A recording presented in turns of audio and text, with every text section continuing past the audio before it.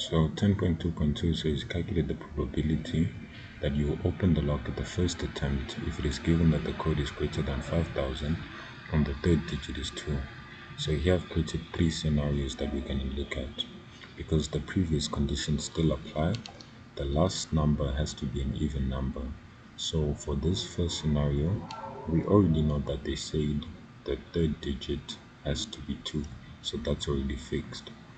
Then the last digit now can either be 4, it can be 6, or it can be 8, because it still needs to be an even number. As for the first digit, they said it is greater than 5,000, so the one that controls the thousands is the first digit.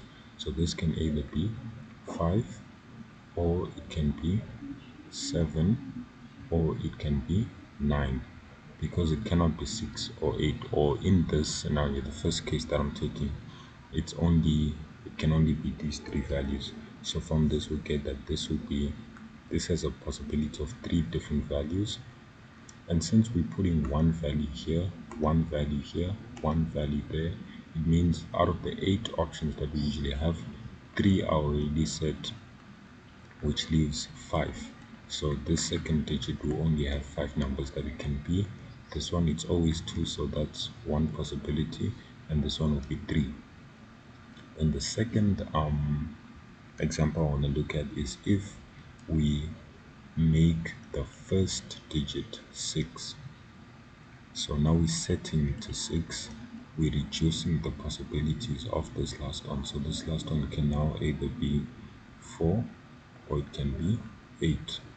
So for this second one, since this one is fixed, we say 1 times, again we are presetting 3 values.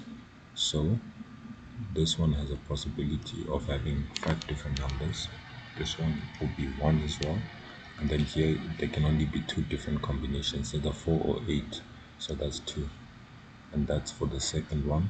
And the last one I want to try out would be, so this would be either 5, 7 or 9. I just forgot to include that. And then for this part, we are presetting this value to 8. If we preset this to 8, that means the only values that the last one can have now is 4 and 6. And then again, same thing, this is one possibility, 5 possibilities, and then this is 2. So one possibility, these are 2 numbers over there, so there are 2 different combinations you can get from that. And then what we just do is we sum all of these up. So this will be 45 different combinations from this, plus 10 combinations from this, plus 10 combinations from that other one. In total, this gives us 65. And since they want the probability that we get it on the first try, these are all the likely outcomes of these conditions being satisfied. So we'd say that probability is equals to 65 over the total amount of possibilities that we calculated in the previous question. So all the possible codes that there could be, which is 840. So if we have this information, then this boosts our probability up to 0.08. There'll be an 8% chance that we can get it on the first try if we know all of these conditions. And in case you're wondering why I didn't preset the first digit to be 4 like I did with all of these, we first had 5, 7 and 9, so those are 3 possibilities. Then we had 6 and then 8. It's because of the 5,000.